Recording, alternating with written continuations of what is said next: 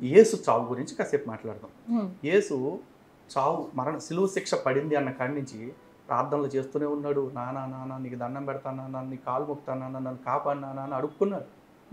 ఏలి ఏలి లామా సబక్తాని, ఓ నా దేవా నా దేవా నా చెయ్యి ఇయ్యాల విడిచావని శిలువ శిక్ష వేసిన తర్వాత బతిమాలాడు.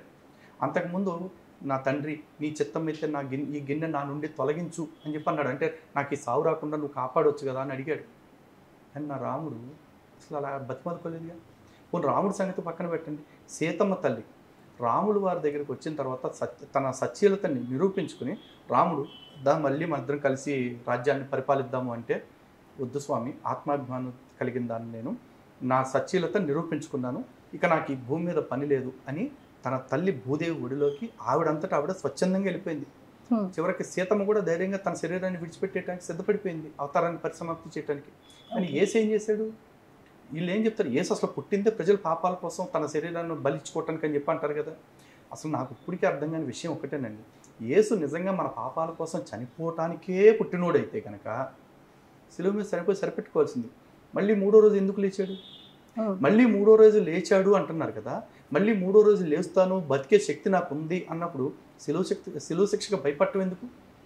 పైగా వీళ్ళు యేసుది త్యాగం త్యాగం త్యాగం అంటారు.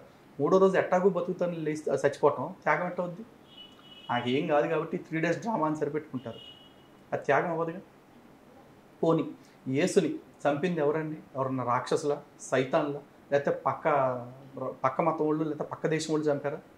ఆయన ఏ ధర్మంలో అయితే పుట్టారు, ఏ మతంలో అయితే, యూదా మతంలో, ఆ యూదులే యేసుని చంపాల్సిందే అని చెప్పి కోరుకున్నారు. పోనీ యేసుని రోమన్ సైనికులకి పట్టించింది ఎవరన్నా రాక్షసుల? కాదు, అదే యూదులు.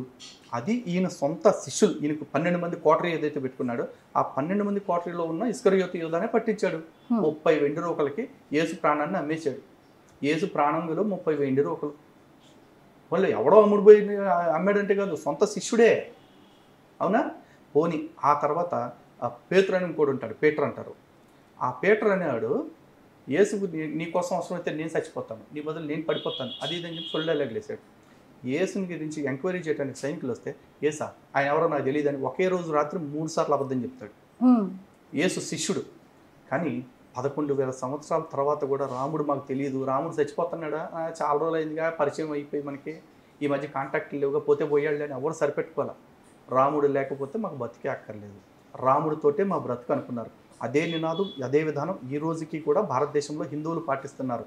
మాతా రామో మత్ పితా రామచంద్ర, స్వామి రామో మత్ సఖా రామచంద్ర, సర్వస్వమేవో రామచంద్రో దయాళువు అనుకుంటాడు ప్రతి హిందువు. అంటే మాకు రాముడే తల్లి, రాముడే తండ్రి, రాముడే సోదరుడు, రాముడే మిత్రుడు, మా సర్వస్వం రాముడే. ఆ రాముడి కోసం మేము ప్రాణాలు ఇవ్వటానికి సిద్ధంగా ఉన్నాం. ఆ రాముడి విషయంలో తేడాపాడగా మాట్లాడితే ఈ పిచ్చి కుక్కని కొట్టినట్టు కొడటానికి రెడీగా ఉన్నాం. వాడు ఏ రోజు వస్తాడో ఆ రోజు వాడు దెబ్బ తినకుండా వెళితే నా పేరు మార్చుకుని వెళ్తాను. ఆడు ఎదురుపడ్డ రోజున ఆడు చంపదెబ్బ తినకుండా వెళ్ళడానికి గ్యారంటీ ఇస్తున్నా. మీడియా ముఖంగా చెప్తున్నా, కేసు పెట్టాలనుకునే వాళ్ళు పెట్టుకోండి. ఎందుకంటే వాడు అవమానించింది ఎవరినో తెలుసా? రాముడిని. ఈ రాముడు ఎక్కడున్నాడంటే రామాయణంలో కాదురా పొండాకోరెదవా, రాముడు మన భారత రాజ్యాంగంలో ఉన్నాడు. నువ్వు రాముడిని దూషిస్తున్నావు అంటే మన రాజ్యాంగాన్ని కూడా దూషిస్తున్నట్టు.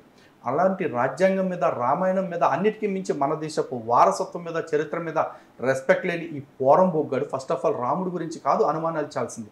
వాడి పుట్టుక గురించి అనుమానించుకోవాలి, వాడి తల్లి గురించి, వాడి తండ్రి గురించి అనుమానించుకోవాలి.